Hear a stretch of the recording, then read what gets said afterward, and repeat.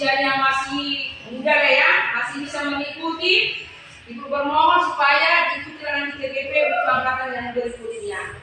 Nah, jadi apa saja nanti yang dipaparkan oleh Ibu Irma, kita ikutilah dengan seksama dan mudah-mudahan apa ilmu yang diberikan Ibu Irma bisa kita paparkan kepada anak didik kita untuk tahun ajaran baru, yaitu tahun ajaran 2024-2025.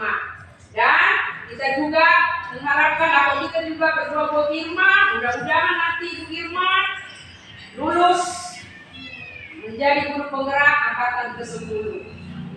Jadi, itulah kata sambutan dari Ibu, ucapkan terima kasih. Kepala sekolah yang sudah memberikan motivasinya kepada saya, dan saya berharap sedemikian, dan terima kasih juga atas doa dan dukungannya. Semoga saya dapat mengimplementasikan kepada rekan guru, kepada sekolah, kepada murid ataupun anak didik kita semuanya. Terima kasih. Mas, Iya. Tambah ini, semuanya boleh berdiri ya. Semua tambah, yuk. Biar ada refresh dulu. Kita minum juga ya. Oke. Yuk. Ada hati dulu. Yuk, main ya. Oke, musik dulu.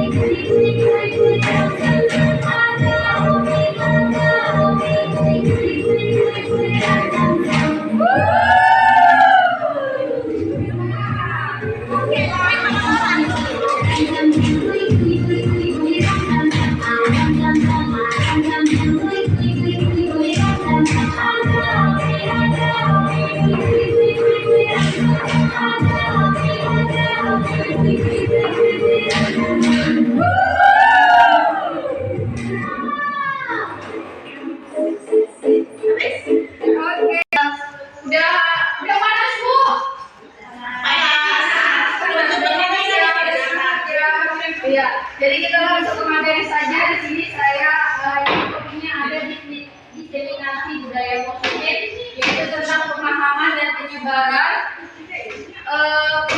dan penerapan pengalaman budaya positif. Jadi sebelumnya budaya positif itu adalah kita tahu budaya yang sangat baik, ya bentuk yang sangat baik yang bisa kita terapkan di lingkungan sekolah kita.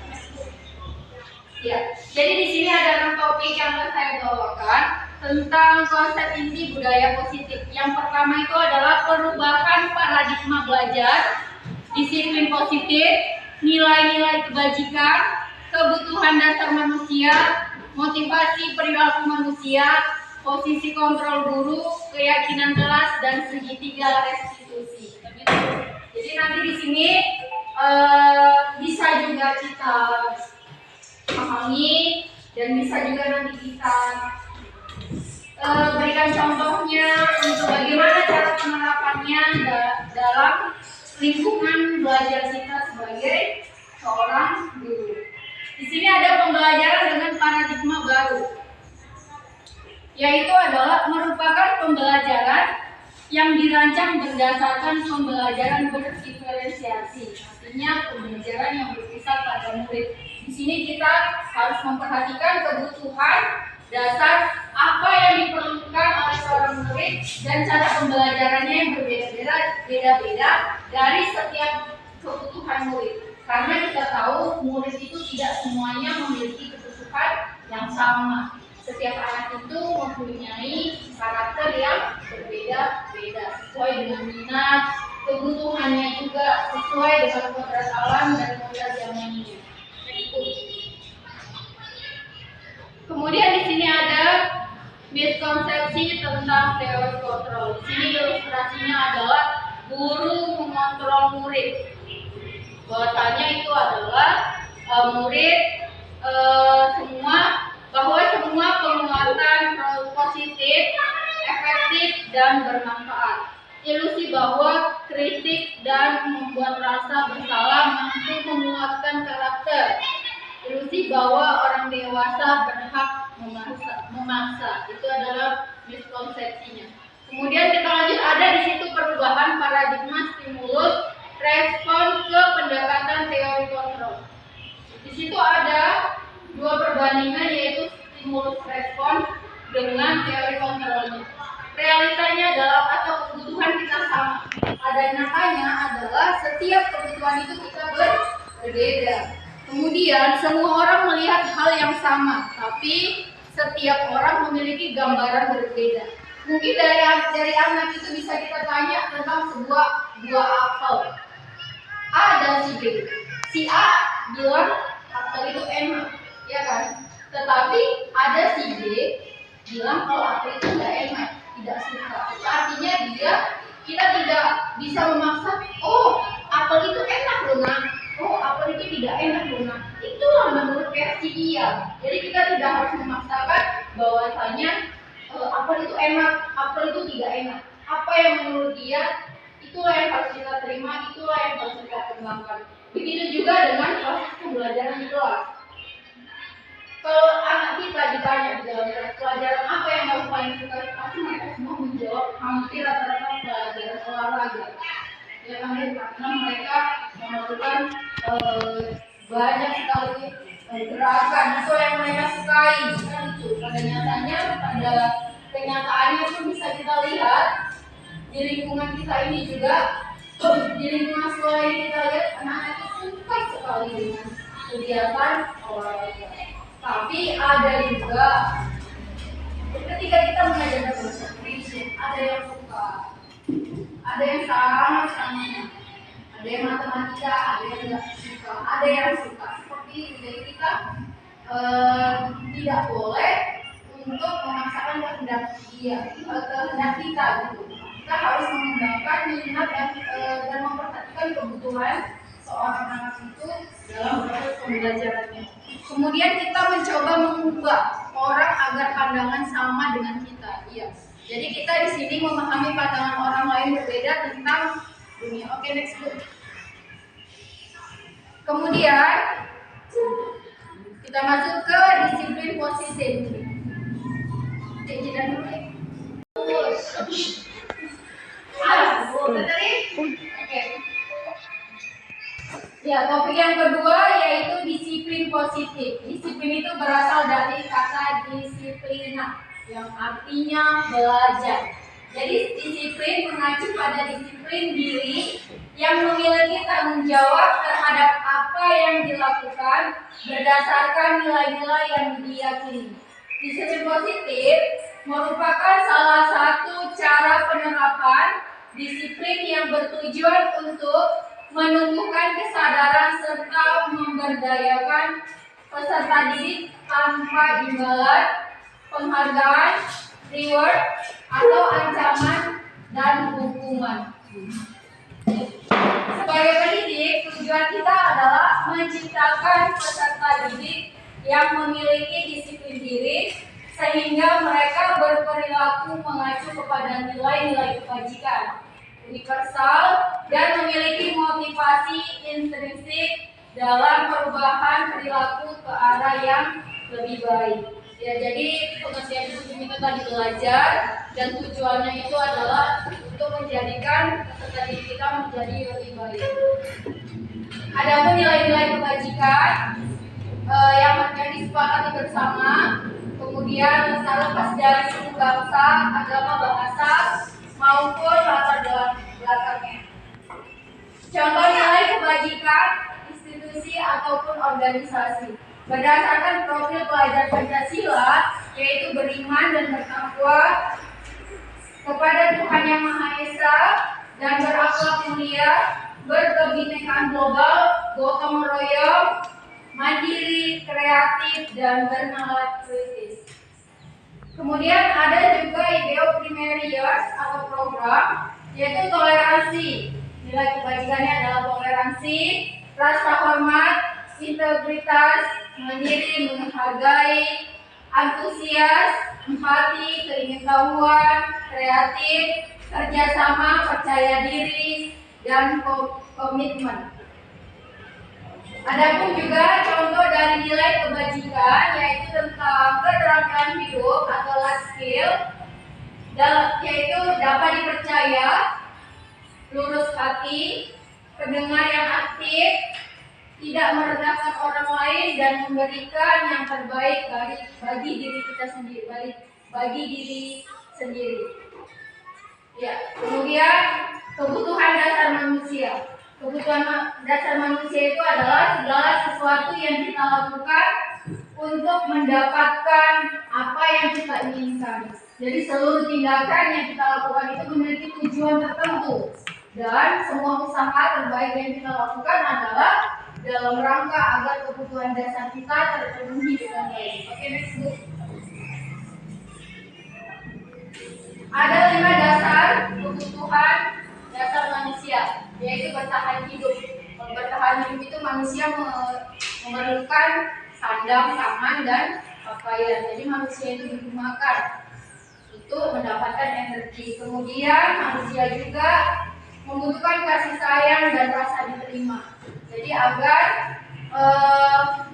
menjadi bagian dari sebuah kelompok. Penugasan itu adalah harga diri atau keinginan untuk dianggap. Kemudian kebebasan, manusia itu memiliki pilihan. Mereka bebas menentukan hal baru sesuai dengan arah dirinya. Kesenangan yaitu adalah bermain, humor, antusias, dan tertawa.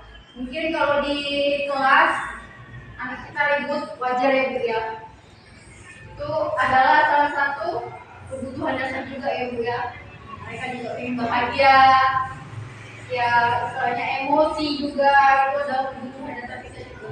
Kemudian motivasi perilaku manusia. Motivasinya ada 2, ekstrinsik dan intrinsik. Kalau X itu berarti dari luar, motivasi dari luar, kemudian intrinsik itu adalah motivasi perilaku manusia yang dari dalam. Jika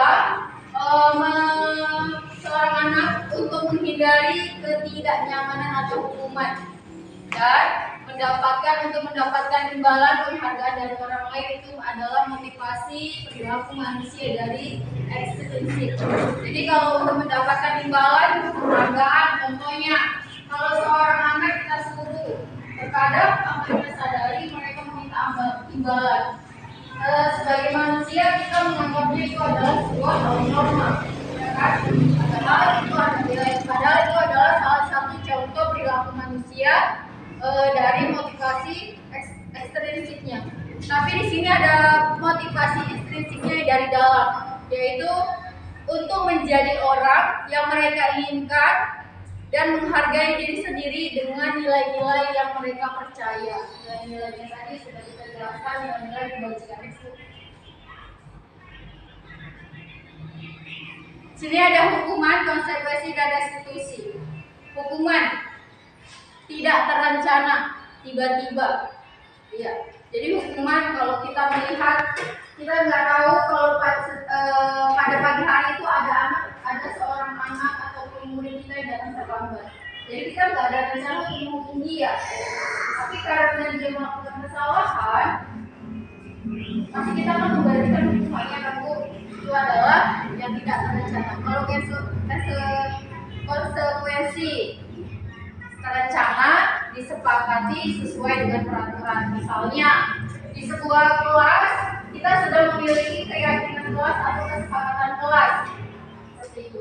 Tetapi si anak melakukan kesalahan, dia harus menerima konsekuensinya terhadap perbuatan dia yang dia lakukan. Seperti itu ya kan Bu. Kemudian restitusi, proses menciptakan kondisi bagi murid untuk memperbaiki kesalahan. Jadi ada yang namanya nanti segitiga restitusi. Jadi di situ nanti menstabilkan identitas, memvalidasi pernyataan yang salah dan menanyakan keyakinan.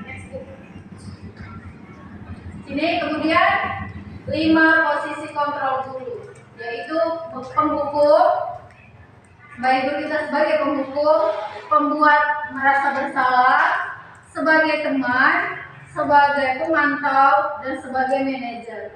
Jadi kalau sebagai manajer itu kita sebagai guru yang paling bagus itu sebenarnya kita itu sebagai manajer. Jadi kalau sebagai manajer itu ketika anak bersalah, jangan langsung mengejar kamu tuh kamu bersalah. Kita harus bertanya dulu, kenapa kamu berbuat seperti itu? Mungkin sebagai contoh, seorang anak yang mengganggu temannya belajar ataupun makan-makan di dalam kelas, padahal sebelumnya sudah kita buat keyakinan kelas bahwa salah satunya itu adalah tidak boleh mengganggu teman saat belajar, tidak boleh makan-makan di dalam kelas saat belajar, ya kan? Jadi ketika mereka mengganggu, tanpa kita mengirim, kita bilang, kenapa kamu ganggu dia? Kita marah seperti ini. Tapi alangkah baiknya di sini kita posisinya harus sebagai manajer. Kita tanya dulu. Dan di sini bukan kita yang harus berpacu, kita gali si anak itu untuk menceritakan apa sebenarnya dia, tujuan awal dia untuk mengganggu, atau entah dianya kurang waktunya dia bermain sehingga dia mengajak. Jadi kita harus menekankan kepada dia bahwa kebutuhannya itu salah dan dia bersedia untuk tidak melakukan kesalahannya kembali. Ya, sini ada keyakinan kelas. Keyakinan kelas itu sama tidak sih dengan peraturan kelas? Nah, seperti itu sih. Ya, jadi pembentukan keyakinan kelas itu siswa kita bisa membagikan not ya. Jadi siswa itu diberi waktu, diberi kebebasan untuk menuliskan apa saja keyakinan kelas yang mereka inginkan. Bisa contoh nanti di tahun ajaran baru bisa kita buat. Jadi sebagai pedoman dia juga ketika dia melakukan kesalahan, supaya kita ingatkan lagi keyakinan kelas apa yang sudah disepakati, keyakinan apa yang sudah kamu buat, seperti itu. Jadi si anak juga kalau sudah ketika dia melakukan kesalahan, dia harus berkonsekuensi untuk mendapatkan hukuman seperti itu. Tetapi tidak lupa kita mengingatkan kembali keyakinan kelas apa yang sudah dilakukan. Ya. Di sini ada segitiga restitusi. Jadi ada 3 tahapan segitiga restitusi, yaitu menstabilkan identitas, validasi tindakan yang salah, dan kemudian menanyakan keyakinan. Iya, sebuah contoh adalah seperti yang tadi ketika anak ini terlambat. Kamu mungkin tanpa kita sadar kita langsung marah. Kenapa kamu terlambat? Udah jam berapa ini? Lama kali pasti kamu bangun kan? Tidurnya pasti kamu lama kali kan? Pasti kita kadang tak kita sadari jika kita lakukan ya. Tapi pada tahapannya itu kita bisa menstabilkan identitas si anak dengan bertanya, kenapa kamu terlambat nak? Dia akan kita coba untuk mengutarakan kenapa dia bisa terlambat seperti itu. Jadi jangan kita yang kenapa kamu terlambat atau kesiangan. Kita kasih waktu dia untuk menceritakan seperti itu. Kemudian validasi tindakan yang salah. Setelah dia menceritakan kesalahan dia, kita ingatkan kembali tentang keyakinan kelas yang sudah dibuat dan disepakati seperti itu. Dan kemudian menanyakan keyakinan. Jadi kita tanyakan keyakinannya adalah apakah perbuatan yang kamu buat itu salah atau benar. Dan kita juga meyakinkan untuk tidak mengulangi kesalahannya di hari berikutnya. Lanjut aja, ini tadi udah. Iya, udah. Validasi dengan kata-kata sudah. Menutup ya.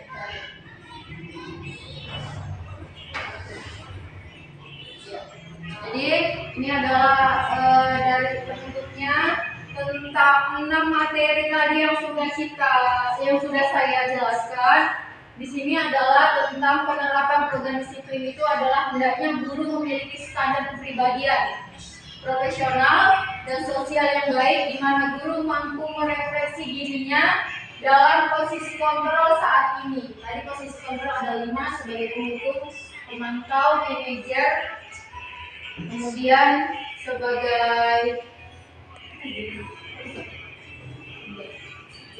jadi kemudian bagaimana perjalanan dirinya sebagai manajer yang menuntun muridnya dengan lisan yang mandiri, merdeka dan bertanggung jawab. Jadi sebagai guru itu kita harus melakukan pembelajaran yang berpusat pada murid agar murid-murid kita itu dapat terpenuhi dengan kebutuhannya masing-masing, dengan minat dan pencapaian belajarnya agar menjadi manusia yang sukses. Oke, hanya sampai di sini yang dapat saya sampaikan.